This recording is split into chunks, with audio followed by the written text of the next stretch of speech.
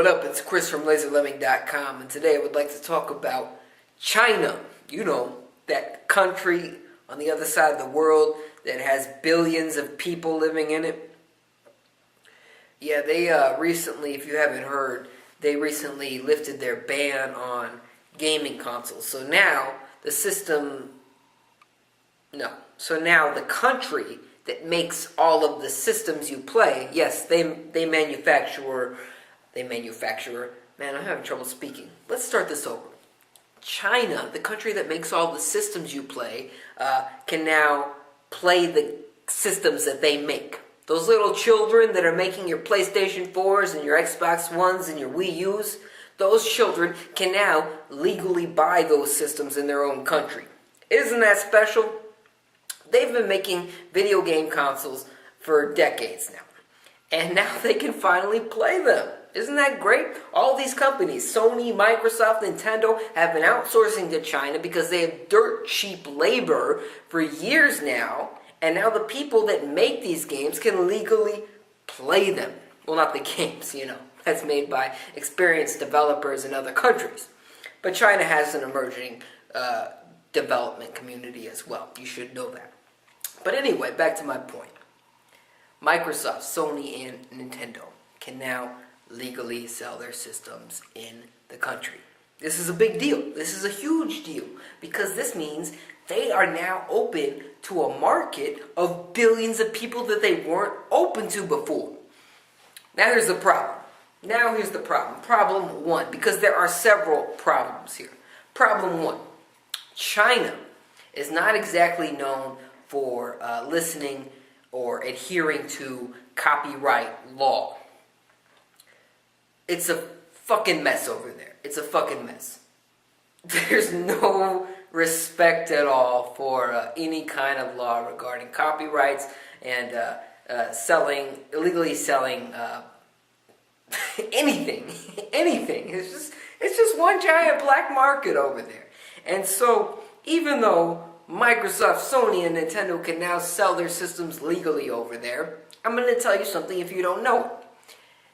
They've already been available over there forever. Since China is so saturated in this black market, there has never really been any kind of wait. No wait time for these systems. If you want an Xbox 360 in China, you can get it. If you want a PlayStation 4 in China, you can get it. If you want a Wii U in China, you can get it. It's beautiful, right? It's beautiful. That's illegal capitalism at its best. So now, Nintendo, Sony, Microsoft, they have the chance to finally tap in, maybe earn a little bit of legal profits. Now, there's not as much incentive in China since there's been decades of people just kind of getting games on the black market, probably a lot cheaper than you and I get them at the store. Probably, they're accustomed to DS carts full of 100, 200 games already preloaded onto them. But there are going to be some people that want to get these games legally, or they don't maybe know any better. I know that they can get these games dirt cheap, but there are going to be some people. So now, these companies have the opportunity to tap into a very, very big market and maybe turn these people into legal, moral, law-abiding customers.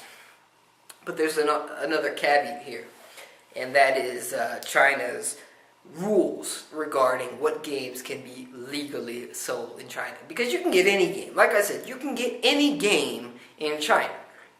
You might not be able to get it in Mandarin, but you can get any game in China. But there's 10 rules that China has outlined as far as what can be officially released in China.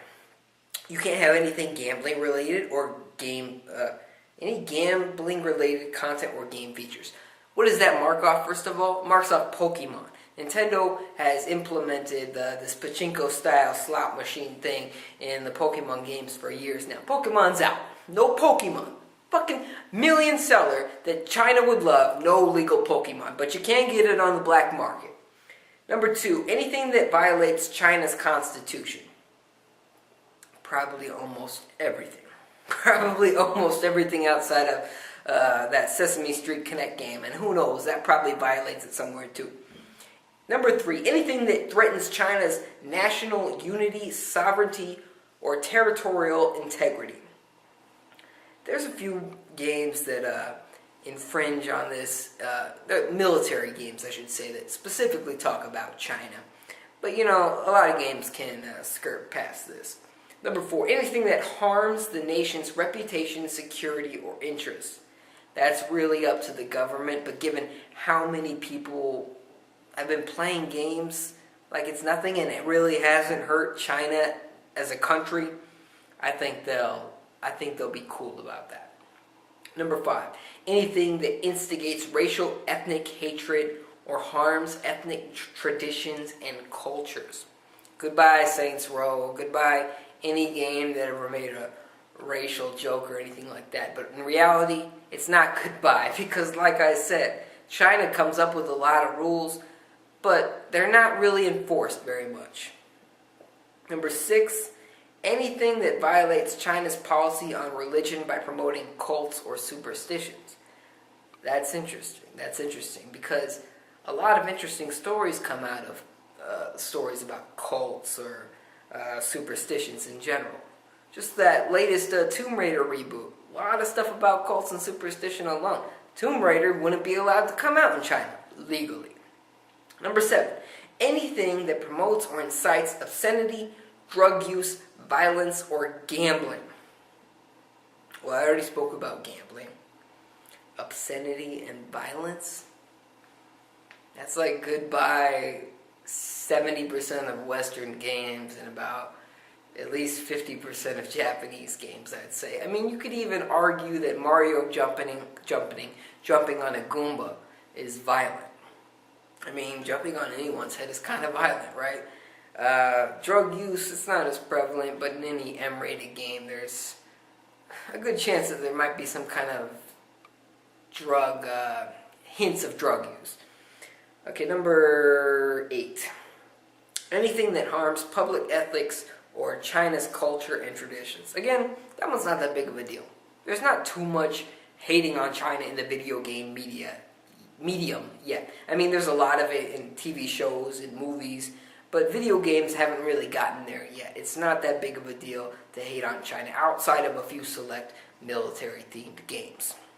Number 9, anything that insults, slanders, or violates the rights of others.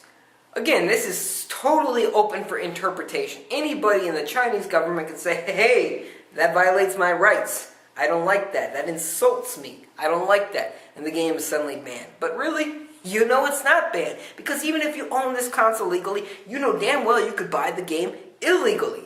It's great.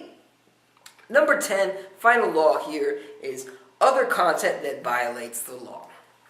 And that's it. Other content that violates the law. It's just pretty much this vague clause that lets China ban whatever the fuck they want. And that's just been China's rule for a long time. Now, China has been this country that just kind of has been gradually crawling its way to some kind of weird mix of communism and capitalism. And it's interesting to watch because China is really getting up there. At the same time, they do all kinds of funky shit like build apartment complexes in the middle of a freeway or build a brick wall in the middle of a freeway. These are real things that China has done. But China is a big country, so you can't generalize. So this is very interesting, and I'd like to know your opinion. I think it's great that China is finally allowing things like legal sales of video game consoles. They probably should have done this a long time ago to maybe get more profit in their, tax revenue towards their government, but they didn't think that was a good idea because, they like to control a lot of shit. So they can now do that. Microsoft, Sony, Nintendo can now sell these consoles legally, and I think in about 20 years or so, maybe 10, 15, they can finally start to see a decent profit if they haven't bailed out of this country already. But again, I'd like to know your thoughts. Do you think China is worth investing a bunch of money into and dropping these consoles in legally? Because I'm sure there's high tariffs and all that, yada, yada, yada. But I'd like to know your thoughts. Again, I have a comedy channel. You should check that out. You should also subscribe to this channel if you haven't already. And I thank you very much for watching. I'll see you in the next one.